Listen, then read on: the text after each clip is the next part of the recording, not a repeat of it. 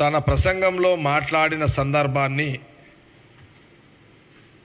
నిన్న ఎలక్ట్రానిక్ మీడియాలో, ఈరోజు ప్రింట్ మీడియాలో కేటీఆర్ కాంగ్రెస్ పార్టీపై మీద చేసిన విమర్శలకు సంబంధించిన కౌంటర్ ఇది. సరే, కౌంటర్ కంటే ముందు కేటీఆర్ గారు, ఆనాటి ఇప్పుడు ప్రతిపక్ష నాయకుడు కేసీఆర్ గారు, వారి కుటుంబం, కేటీఆర్ గారు, మీరు ఒక ఆలోచన, మీరు పదే పదే మర్చిపోతున్నారు, మళ్ళీ మేము జ్ఞాపకం చేయాల్సి వస్తున్నది. తెలంగాణ ప్రజలకు కూడా మీడియా ద్వారా తెలియజేస్తున్నాము. రాష్ట్ర విభజన చేసింది సోనియా గాంధీ గారు, రాహుల్ గాంధీ గారు. ఆ రాష్ట్రము విభజన జరిగిన తర్వాత, తెలంగాణ రాష్ట్రం వచ్చిన తర్వాత తెలంగాణ ప్రజలు ముఖ్యమంత్రిగా కేసీఆర్కి అవకాశం ఇచ్చారు. రాష్ట్ర విభజన జరిగింది కాబట్టే తెలంగాణ రాష్ట్ర సపరేట్ ఎన్నికలు, అసెంబ్లీ ఎన్నికలు జరిగినాయి. ఆనాడు తెలంగాణ విభజన సోనియా గాంధీ గారు, రాహుల్ గాంధీ గారు కాంగ్రెస్ పార్టీ చేయకపోతే ఉమ్మడి ఆంధ్రప్రదేశ్ ఎన్నికలు ఉండేవి. ఉమ్మడి రాష్ట్ర ఎన్నికలు ఉంటే మళ్ళీ ఆ ఎన్నికలు ఉన్నట్టు అప్పుడు కాంగ్రెస్ పార్టీ ముఖ్యమంత్రి, లేదా ఆ రోజు రెండే పార్టీలు కదా, కాంగ్రెస్ పార్టీ, తెలుగుదేశం, ఈ రెండు పార్టీల ఉమ్మడి రాష్ట్ర విభజన జరగకపోయి ఉంటే, ఉమ్మడి రాష్ట్ర ఎన్నికలు జరిగి ఉంటే మళ్ళీ కాంగ్రెస్ గవర్నమెంటా తెలుగుదేశం గవర్నమెంటా అనే పరిస్థితి 2014లో ఉంటుండే. రాష్ట్ర విభజన జరగకపోతే, రాష్ట్ర విభజన సోనియా గాంధీ గారు తెలంగాణ బిడ్డల త్యాగాల ఫలితము, తెలంగాణ ప్రజల ఆవేదన ఫలితము, సోనియా గాంధీ గారి యొక్క మనసు ఆమెని కరిగించింది. ఆ రోజు సోనియా గాంధీ గారు ఇచ్చిన విభజన, రాష్ట్రం ఇచ్చిన దాంట్లోనే కేసీఆర్ ఆనాటి టీఆర్ఎస్ పార్టీ ఎన్నికల్లో పోటీ చేసింది. తెలంగాణ ప్రజలు ముఖ్యమంత్రిగా మొదటిసారి అవకాశం ఇచ్చారు, రెండోసారి అవకాశం ఇచ్చారు. మీకు చెప్పదలుచుకుంది ఏంటంటే, కేటీఆర్ గారు రాజకీయంగా మీరు గత ప్రభుత్వం ఉన్నప్పుడు మీ యొక్క లోపాల మీద మేము నిలదీసినాము, అపోజిషన్ పార్టీగా కాంగ్రెస్ పార్టీ. మేము ఇప్పుడు సక్రమంగా చేస్తున్న కాంగ్రెస్ గవర్నమెంట్, ఇప్పుడు సక్రమంగా ముఖ్యమంత్రి రేవంత్ రెడ్డి గారు, క్యాబినెట్ మినిస్టర్లు, సోనియా గాంధీ, రాహుల్ గాంధీ నాయకత్వంలో పరిపాలన మంచిగా జరుగుతలేదని తప్పుడు ప్రచారం మీరు చేస్తున్నారు. ఓకే, మీరు కూడా అపోజిషన్ పార్టీగా మీరు బతకాలి, రాజకీయంగా మీ విమర్శలు మీరు చేసుకున్నాడు తప్పు, మేమంటలేము. కానీ తల్లి పాలు తాగి తల్లి రొమ్ముని కోసే యొక్క పద్ధతిలో కేటీఆర్ మాట్లాడడం చాలా బాధ అనిపించింది. కేటీఆర్ గారు మంచిగా చదువుకున్నావు, మంచి జ్ఞానవంతుడవు, మంచి ఆలోచన పరుడవు, రాజకీయంగా ముఖ్యమంత్రి గారితో మీకు రాజకీయపరమైన మీ పార్టీని బతికించుకోవడానికి ప్రభుత్వం మీద, మా మీద ఏదో లేనిపోని నిందలేసి బదనాం చేస్తున్నాం. ఓకే, మేము అది కొంత అపోజిషన్ పార్టీ, మీరు కూడా మీ ఉనికి, మీ కార్యకర్తలు బతకాలి కాబట్టి మీరు మాట్లాడతారు. కానీ కాంగ్రెస్ పార్టీ కూగటి వేలతో పెగిలిస్తాం. నీ వయసు ఎంత? కాంగ్రెస్ పార్టీ ముందు నీ వయసు ఎంత? కాంగ్రెస్ పార్టీ ముందు నీ శక్తి ఎంత? రాజకీయంగా కాంగ్రెస్ పార్టీ వ్యూహాల ముందు నీ ఆలోచన ఎంత? కాంగ్రెస్ పార్టీ వయసు 140 సంవత్సరాలు, నీ వయసు 50, 52, 53 నీ వయసు. అంటే నువ్వు కాంగ్రెస్ పార్టీ 140 ఏళ్ళ వయసు ముందు నీది పావు వంతు వయసు నీది. కాంగ్రెస్ పార్టీ అనుభవము, కాంగ్రెస్ పార్టీ యొక్క త్యాగము, కాంగ్రెస్ పార్టీ యొక్క ప్రజల మేలు కోరే పార్టీ ముందు నీ వయసు చాలా చిన్నది. కేటీఆర్ కూకటి వేళ్లతో పిగిలిచ్చేంత శక్తి నీకు ఎక్కడిది?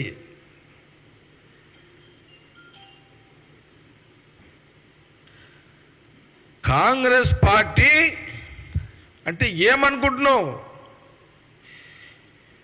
కాంగ్రెస్ పార్టీ అంటే కల్పవృక్షం. అది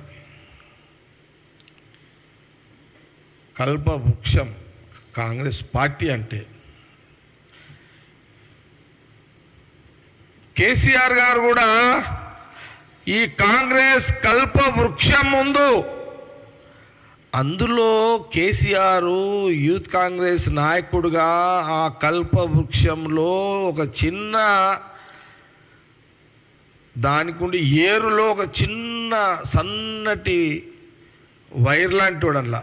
అందులో మనము మర్రి చెట్టు చూడండి, మర్రి చెట్టుకు ఎన్ని ఊడలు, ఎన్ని ఏర్లు.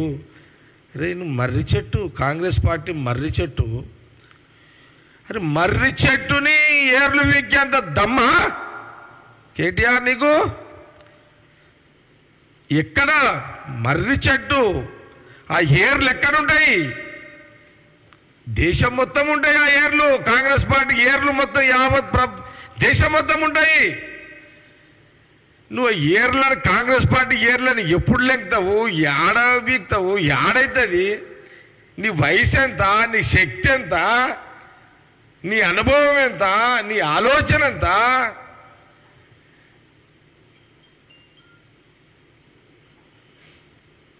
కాబట్టి మీ కార్యకర్తలు కాపాడుకోవడానికి, మీ ఉనికిని కాపాడుకోవడానికి ప్రెస్లో మీరు మాట్లాడుతున్నారు. మేమేమి దాన్ని తప్పు పడతలేము. మీరు బతకాలి ప్రతిపక్ష పార్టీగా కూడా. ఇంకా 10-15 ఏళ్ళు, మీరు 20 ఏళ్ళు ప్రతిపక్ష పార్టీగా మీరు బతకాలి.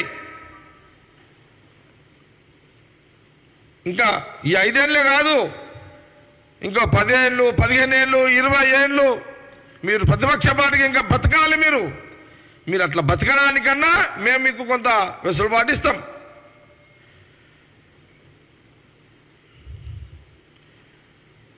కేటీఆర్ గారికి నేనేం చెప్తున్నా అంటే, మీ నాయన కూడా కేసీఆర్ గారు కూడా బీఆర్ఎస్ పార్టీ పెట్టకముందు టీడీపీ నాయకుడు కంటే ముందు కాంగ్రెస్ యూత్ కాంగ్రెస్ నాయకుడు. ఈ కల్పవృక్షము, ఈ మర్రి చెట్టు ఏర్లలో ఏదో ఒక సన్న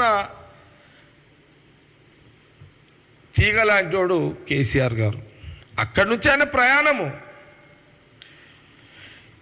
ఈ ప్రాంతీయ పార్టీలు, బీఆర్ఎస్ కూడా ఈ ప్రాంతీయ పార్టీలు కల్పవృక్షాల కెంచి మర్రి చెట్లకెంచి వచ్చిన ఊడలే ప్రాంతీయ పార్టీలుగా ఏర్పడ్డాయి.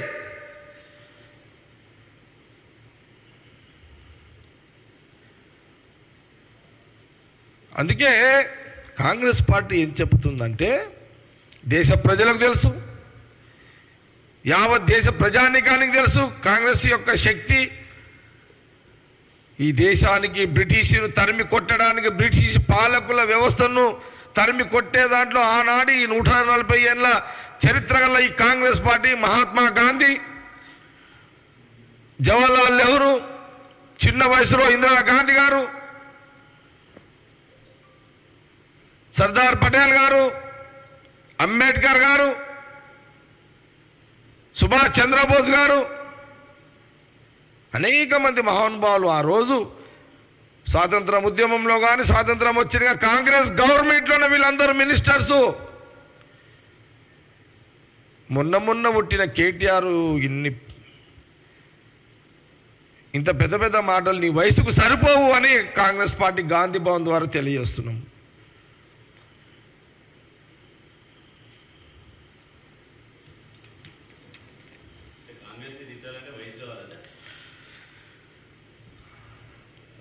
అంటే కదా, బలమైన శక్తి గలది కాంగ్రెస్ పార్టీ. ఈ బలం ముందు నీ కేటీఆర్ యొక్క శక్తి ఎంత? మా యొక్క బలం ముందు ఇప్పుడు నిజంగా మా బలాన్ని తట్టుకునే దెబ్బ కొట్టే శక్తి కేటీఆర్ గుండి మాట్లాడుతున్నాడు. ఓకే, రాజకీయంగా తెలంగాణ ప్రజలు కాంగ్రెస్ని 2014 తర్వాత 2018లో టిఆర్ఎస్ గవర్నమెంట్ రావడానికి కారణము తెలంగాణ ఉద్యమంలో వాళ్ళు ముందున్నారు కాబట్టి ప్రజలు వాళ్ళకు అవకాశం ఇచ్చారు. జనరల్గా మీరు చూడండి, మనము ఒక ఎగ్జాంపుల్ చెప్తున్నాం మీకు. అంటే ఇది ఎవరిని తప్పు పట్టే ఎగ్జాంపుల్ కాదు, ఇది చిన్న ఈజీగా అర్థమయ్యేటట్టుగా మీడియాకు కానీ ప్రజలకు కానీ అందరు కూడా అర్థమయ్యేటట్టుగా. మనము ఒక పెళ్ళికి పోతామో దావత్ పోతాం మనం. ఓకే, మనము భోజనం చేసేటప్పుడు వడ్డించేటోని చూస్తాం కానీ వండించేటోని చూస్తామా మనం? వంట ఎవడైతే వంటాడో అని చూడం, వడ్డన చేసేటోనే మనం చూస్తాం. ఆ రోజు రాష్ట్రం ఇచ్చి వడ్డించింది కాంగ్రెస్ పార్టీ, సోనియా గాంధీ, రాహుల్ గాంధీ. ఆ టైంకి వడ్డించే జాగల కేసీఆర్ ఉన్నాడు. ప్రజలు అతను చూసారు, ఆయనకు ఓటేసారు. ప్రజలు ఏం తప్పు లేదు, ఇలా సిచ్యువేషన్ అట్లు, అది పరిస్థితులు అట్లుంటాయి. నేనైనా నువ్వైనా జాగలు ఉంటే అంతే.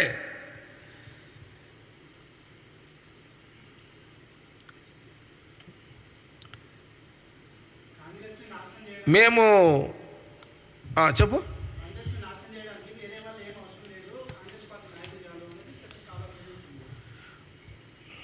కాంగ్రెస్ రాజకీయం వ్యవహారము చిక్కని వ్యవహారం. అది ఎవరు అంచనా వేయలేరు.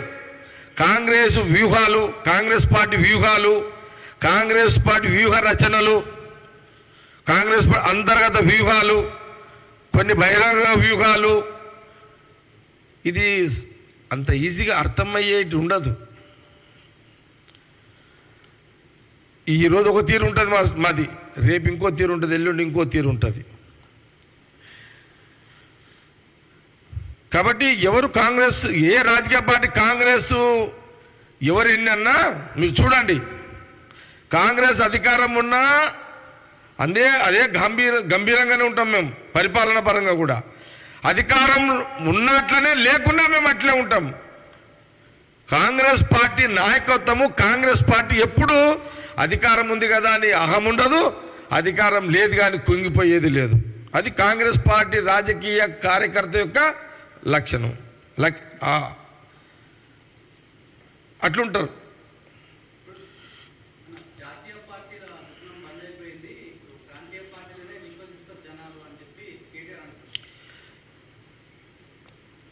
అవును, కేటీఆర్ అన్నాడు. నువ్వు అడుగుతున్న ప్రశ్న ఏంది?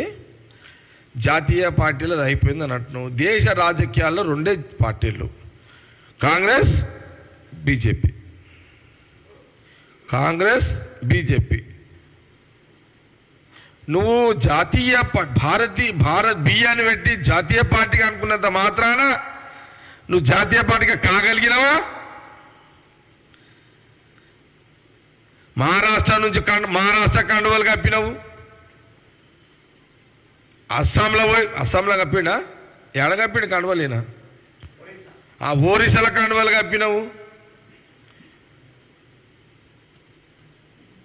ఇంకే స్టేట్ పోయింది, ఆంధ్రప్రదేశ్లో కండువలు కప్పినవు, ఆంధ్రప్రదేశ్ కండువలు కప్పినావు. మరి బీఆర్ఎస్ అని పెట్టుకున్నావు, మళ్ళీ ఆంధ్రప్రదేశ్ ఏమాయే?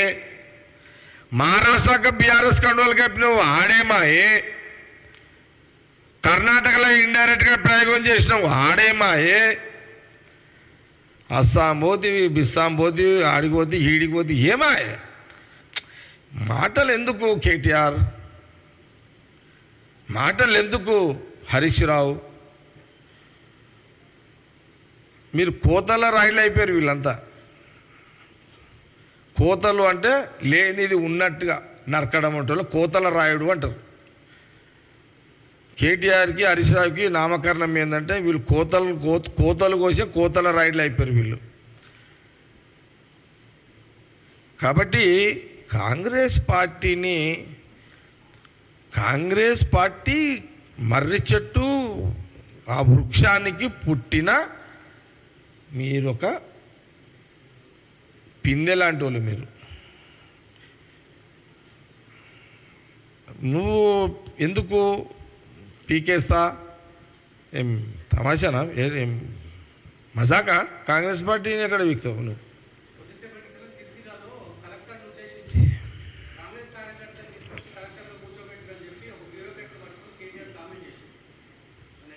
ఎట్లా?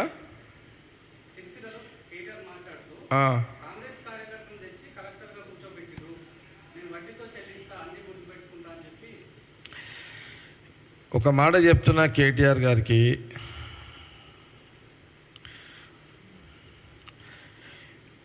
నేను ఒక సందర్భంలో చూసిన కాంగ్రెస్ గవర్నమెంట్లో ఇప్పుడు ముఖ్యమంత్రి రేవంత్ రెడ్డి గారు, మా క్యాబినెట్ మినిస్టర్లు, జనరల్గా ఇప్పుడున్న ఐఏఎస్లు కానీ ఐపీఎస్లు కానీ లేకపోతే పోలీస్ అధికారులు కానీ ఎంప్లాయీస్, ఎన్జిఓస్ ఎంప్లాయీస్ కానీ రాత్రిపూట మీరు ప్రశాంతంగా నిద్రపోతుర్రా? కాంగ్రెస్ గవర్నమెంట్లో మంచిగా నిద్రపోతురు కదా. 10 ఏళ్ల కాలంలో అధికారులు ప్రశాంతంగా నిద్రపోయే రోజు ఉండేనా? కాంగ్రెస్ గవర్నమెంట్లో ప్రశాంతంగా నిద్రపోయి ప్రజల సర్వీస్ చేసే ఒక స్వేచ్ఛని కాంగ్రెస్ పార్టీ, కాంగ్రెస్ గవర్నమెంటు, కాంగ్రెస్ ముఖ్యమంత్రి రేవంత్ రెడ్డి గారు, క్యాబినెట్ మినిస్టర్లు మీకు స్వతంత్రం ఇచ్చారు కదా. ఒక ఎగ్జాంపుల్ చెప్తా, 2-3 ఎగ్జాంపుల్ చెప్తా. ఒక సందర్భంలో కవిత కుర్చీలో కూర్చుంటే ఒక జిల్లా, 2వ జిల్లా, 3వ జిల్లాలో 3 కలెక్టర్లు ఆమె సోఫాలో కూర్చుంటే కవిత కాళ్ళ కాడ కూర్చొని నేను పేర్లు చెప్పా, కుర్చీల పక్క కూర్చున్న చరిత్ర అవుతుంది. పాపం వాళ్ళ తప్పు కాదు, నేను కలెక్టర్లను తప్పు పడతలేను. ఏది కవిత పక్క మోకాళ్ళ మీద కూర్చున్న కలెక్టర్లను తప్పు పడతలేను. వాళ్ళని అలాంటి వ్యవస్థని తయారు చేసారు మీరు మీ గవర్నమెంట్లో. వాళ్ళని మానసిక కుంగ తీసుకొని మీ కాళ్ళ కాడ పండబెట్టుకునే ఒక వ్యవస్థని మీరు చేసిర్రు.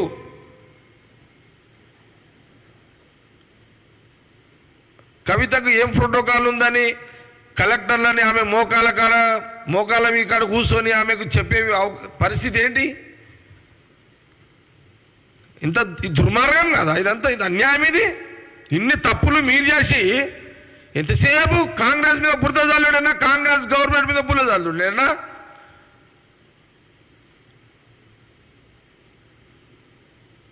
కాబట్టి వాళ్లకు నిద్ర పడతలేదు. మెయిన్ ప్రాబ్లం ఏంటంటే వాళ్ళు ఈ 9.5 సంవత్సరాలు ఈ గవర్నమెంట్ ఈ అధికార లాంఛనాలతోటి ఈ రాజ్యభోగ్యాలు అనుభవించారు చూడండి. అందులో వాళ్ళకు ఎటు కూడా ఏమి సుధరాస్తలేదు వాళ్ళకి. అది అంటే వాళ్ళు సర్వీసు పద్ధతిలో చేయలే కదా పరిపాలన. కాబట్టి ఇప్పుడు మీరు ఏం మాట్లాడతారా కేటీఆర్? దేశానికి స్వతంత్రం వచ్చిన కానీ గుండె సూదు కూడా తయారు చేసే పరిస్థితి లేదు. ఆ రోజు ప్రధానమంత్రి జవహర్లాల్ నెహ్రూ అయిన తర్వాత గుండు సూది కూడా మనం బయట దేశాల నుంచి తెచ్చుకునే పరిస్థితి. నెహ్రూ గారు ప్రధానమంత్రి అయినాక గుండె సూది నుంచి మొదలుకుంటే అనేక ఇండస్ట్రీస్ని తీసుకొచ్చిన తయారు చేసిన ఒక ప్రణాళికతో భవిష్యత్తు తరాలకు దేశ ప్రజలకు ముందు చూపుతో అందించిన చరిత్ర కాంగ్రెస్ పార్టీది ఆనాటి నుంచి ఈనాటి వరకు.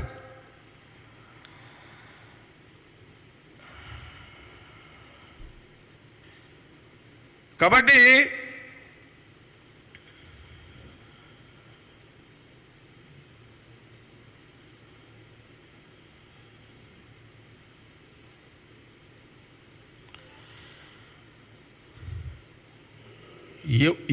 ఈ సమాజం ఒప్పుకుంటుంది.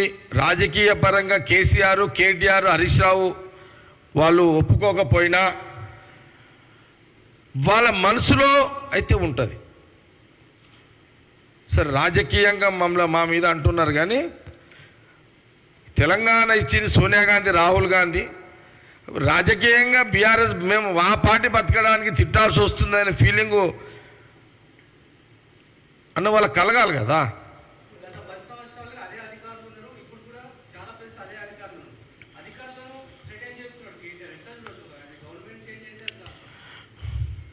అవును, చూస్తున్నా. హరీష్ రావు ఏమంటుండు, కేటీఆర్ ఏమంటుండు అంటే మేము ఇంకా 4 ఏళ్ళు అయిపోయి మళ్ళీ మేమే వస్తే మీ అధికారుల సంగతి చూస్తామని వాళ్ళు అంటున్నారు. విన్నారా? అంత ఈజీగా మేము 4 ఏళ్ళ తర్వాత వచ్చే ఎన్నికల్లో బీఆర్ఎస్ గవర్నమెంట్ని మేము రానివ్వము.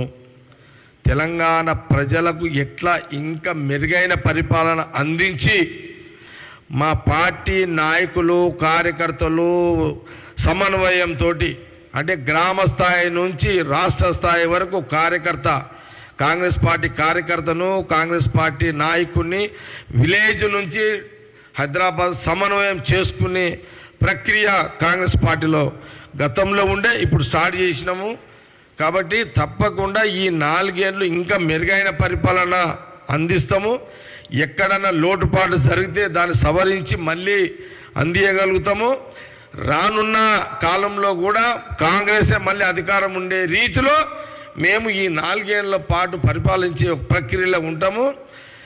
వాళ్లకు వచ్చే ఎలక్షన్లో వాళ్ళు గెలుస్తామని అంటేనే కదా ఆ పార్టీ కార్యకర్తలు వాళ్ళెమ్మడి ఉండేది.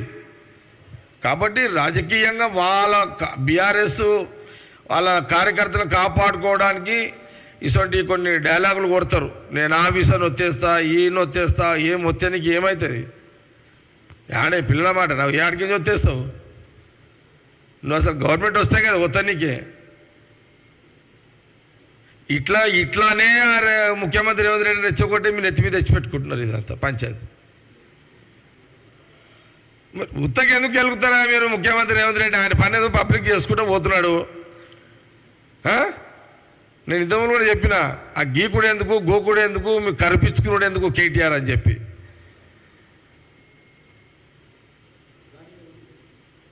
కాబట్టి దయచేసి మళ్ళొకసారి కాంగ్రెస్ పార్టీ మీద 140 ఏళ్ళ చరిత్ర కాంగ్రెస్ పార్టీ ఈక కూడా పీకలేవు. నీకు ఆ శక్తి లేదు, ఆ కెపాసిటీ లేదు.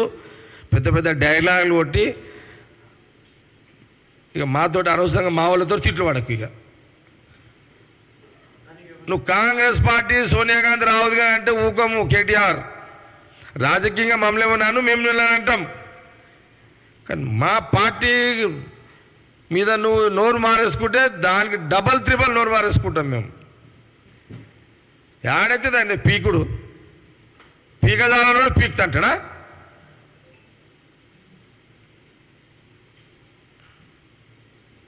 మర్రి చెట్టు లాంటి మర్రి చెట్టు లాంటి ఏడ్లను పీకే అంత కెపాసిటీ కేటీఆర్కి ఉన్నదా? కాబట్టి ఈ డైలాగ్ డెలివరీలు బంద్ చేసి ఏమన్నా నీకు ప్రతిపక్ష పార్టీగా ఏదైనా సలహాలు ఇచ్చేది ఉంటే ముఖ్యమంత్రి రేవంత్ రెడ్డి అవి కూడా ఏమైనా ఉంటే చూసి చేసి పెడతాడు. ప్రభుత్వమైన ప్రజల కోసమే, ప్రతిపక్షాలైన ప్రజల కోసమే. కానీ నువ్వు పాజిటివ్ లైన్లో పో, నెగిటివ్లో ఎందుకు పోతున్నావు ప్రతిరోజు? ఆయన ఇంకేమైనా క్వశ్చన్స్? Close subject.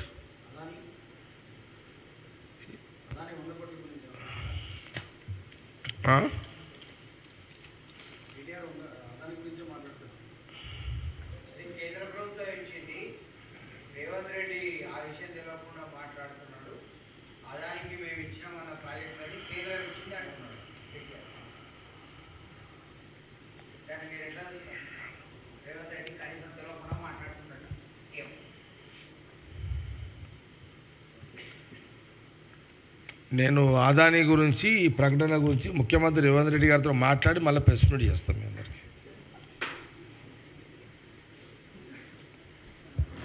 కదా. ఓకే. Okay, thank you.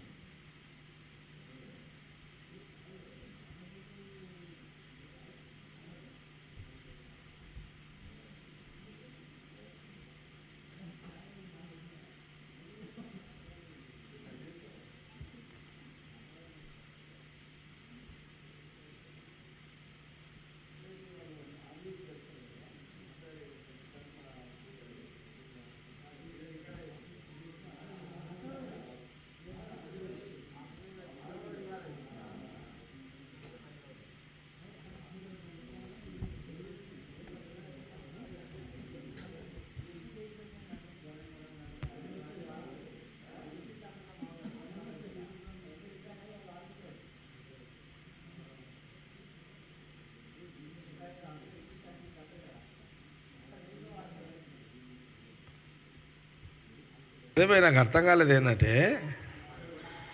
ఈ కాంగ్రెస్ పీకే అదేంది కూకుడు వాళ్ళు పీకేస్తా అంటే నాకు అదే అర్థమవుతలేదు. అది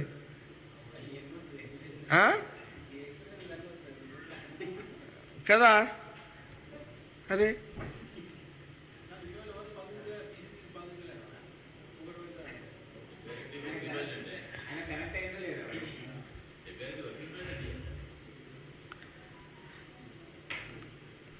ఆ కేటీఆర్ స్క్రిప్ట్ ఓడిస్తున్నాడు.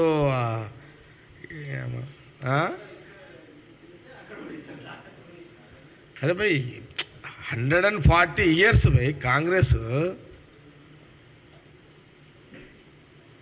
ఈ భూమి మీద మానవుడు ఉన్నంత కాలం కాంగ్రెస్ పార్టీ సజీవంగా సంజీవినిగా బతికుంటుంది. అది పెట్టుకోండి రాజకీయంగా.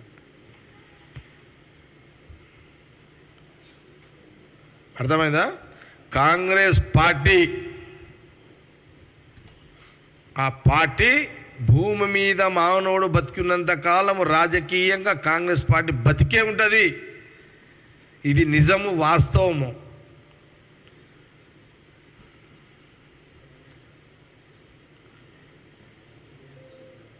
మనము ఇంత పెద్ద చరిత్రలో చూడండి, జనసంఘ్ వచ్చింది పాయే, జనతా పార్టీ వచ్చింది పాయే, ప్రాంతీయ పార్టీలు పుట్టినాయి. మళ్ళా జంక్షన్ ఏది కాంగ్రెస్ జంక్షన్స్ ఉంటే తిరుగుతుంటే మళ్ళా చాలా.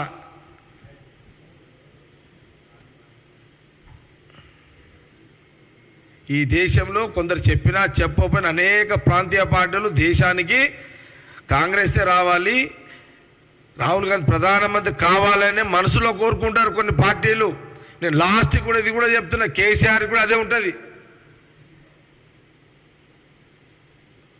ఎందుకంటే అధికారంలో ఉన్న కాంగ్రెస్ బ్లాక్మెయిల్ రాజకీయాలు ఎప్పుడు చేయదు, ఎవరిని ఇబ్బంది పెట్టదు. ఇప్పుడు బీజేపీ పార్టీ కేంద్రంలో చేస్తున్న బ్లాక్మెయిల్ రాజకీయాలు సోనియా గాంధీ రాహుల్ గాంధీ ఫ్యామిలీలో ఆ పార్టీలో అవి లేవు.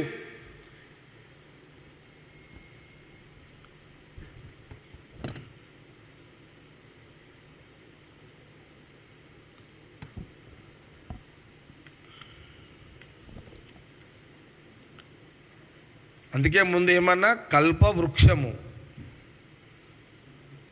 అంటే, కల్పవృక్షం అంటే యావత్తు ఈ సమాజంలో ఉన్న భూమి మీద ఉన్న మానవులని కడుపులో పెట్టుకొని అందరికీ మంచి జరగాలనే భావనతో ఉన్న కల్పవృక్షం లాంటి యొక్క పార్టీ కాంగ్రెస్ పార్టీ. రాజకీయంగా బలంగా ఉన్న పార్టీ మర్రి చెట్టు. మర్రి చెట్టుకు చెప్పండి, ఆయుష్ని ఎవరన్నా చెప్తారా మర్రి చెట్టుది?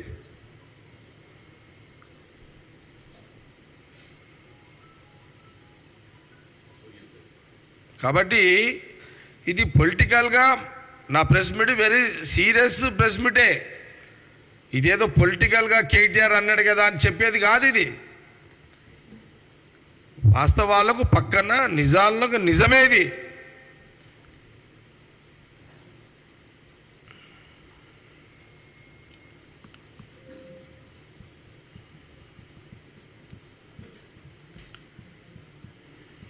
సోనియా గాంధీ, రాహుల్ గాంధీ, ప్రియాంక గాంధీ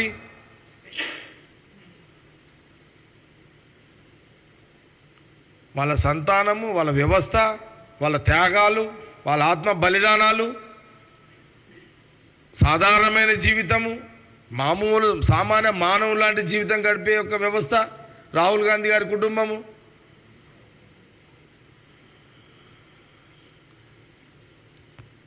సాదాసీదా సాధారణమైన జీవితం వాళ్ళది.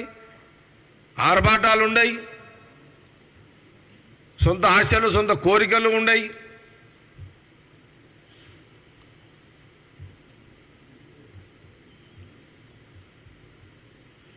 బీజేపీ కూడా మొన్ననే కదా, జస్ట్ వాజ్పేయి గారు అద్వానీ గారితో పాటే కదా మొదలైంది. సరే, కొత్త జనరేషన్ వచ్చింది, కొంత మార్పు జరిగింది, కొత్త నీళ్ళు వచ్చినాయి, కొత్త జనరేషన్ వచ్చింది, హిందూ భావజాలానికి కనెక్ట్ అవుతుర్రు, ఓట్ బ్యాంక్ రాజకీయాలు కొంత చేంజ్ అయినాయి. కాంగ్రెస్ సోనియా గాంధీ రాహుల్ గాంధీ కుటుంబం సెక్యులర్ కుటుంబము, సమస్త కులాలు సమస్త మతాలకు దృష్టిలో పెట్టుకొని పరిపాలించే కాంగ్రెస్ పార్టీ, అధికారం కోసం రెచ్చగొట్టి రాజకీయ అధికారం రావాలని వచ్చే కాంగ్రెస్ పార్టీ కాదు. ఇవన్నీ కొన్ని బలహీనతలు బీజేపీ వాడుకొని ప్రజలను రెచ్చగొట్టి వాళ్ళ అధికారానికి మూడోసారి వచ్చారు వాళ్ళ కేంద్రంలో.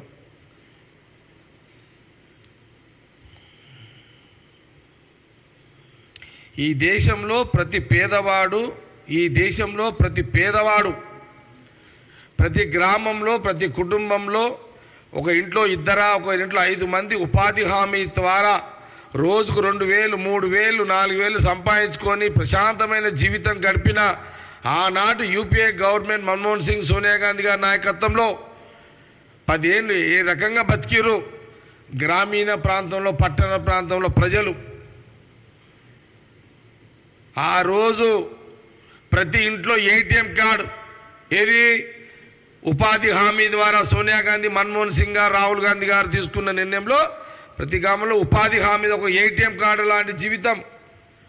ప్రతి గ్రామంలో ప్రతి పట్టణంలో ప్రతి ఇంట్లో 2,000, 3,000 వాళ్ళకి ఇన్కమ్ వచ్చే ఒక సోర్స్ని ఉపాధి హామీ. అలాంటి పరిపాలన కాంగ్రెస్ పార్టీ అందించింది.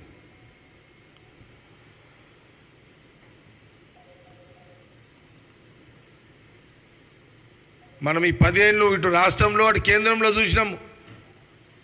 ఎమోషన్స్కి ఓట్లు ఇవ్వడం, దానివల్ల ప్రజలు నష్టపోయారు.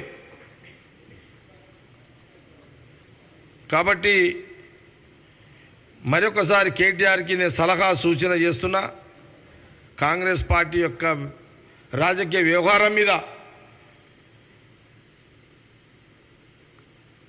అవగాహన లేని మాటలు మాట్లాడి అవమాన పాలు కాకు అని కేటీఆర్కి నేను ఆయనకు సలహా ఇస్తున్నా. Thank you.